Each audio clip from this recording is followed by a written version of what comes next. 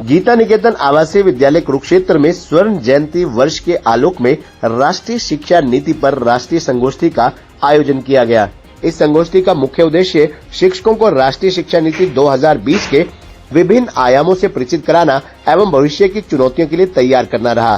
कार्यक्रम का शुभारंभ मां सरस्वती के समक्ष दीप प्रज्वलन के साथ हुआ।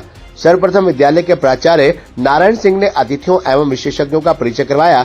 कार्यक्रम के विशिष्ट अतिथि एवं कुरुक्षेत्र विश्वविद्यालय के कुलपति प्रोफेसर सोमनाथ सचदेवा ने अपने उद्बोधन में कहा कि राष्ट्रीय शिक्षा नीति शिक्षार्थियों के सर्वांगीण विकास और 21वीं सदी के कौशल पर जोर देती है।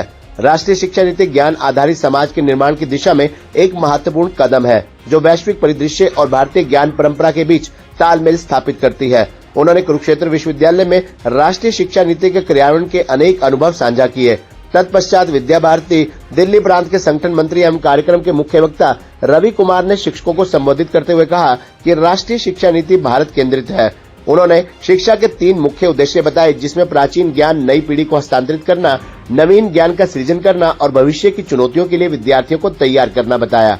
उन्होंने राष्ट्रीय शिक्षा नीति के सफल क्रियान्वयन हेतु शिक्षक की महत्वपूर्ण भूमिका बताई। उन्होंने कहा कि शिक्षक को मुख्य बिंदु होने के नाते कला संयोजन, अनुभव आधारित शिक्षण और आनंदमय शिक्षा को समझने की आवश्यकता है।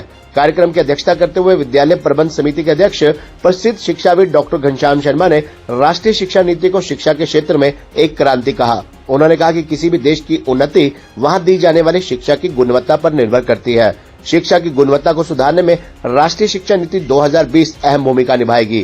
द्वितीय सत्र में एनसीईआरटी दिल्ली के वरिष्ठ विशेषज्ञ प्रोफेसर सुभाष चंद्र चौहान ने राष्ट्रीय शिक्षा नीति के क्रियान्वयन को धरातल पर लागू करने में आने वाली चुनौतियों पर प्रकाश डाला।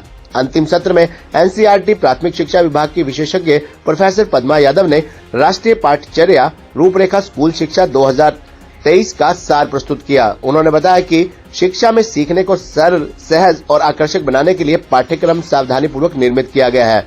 देश भर के सुधी शिक्षाविदों के साथ विचार मंथन कर इस पाठ्यक्रम की अनुशंसा की गई है।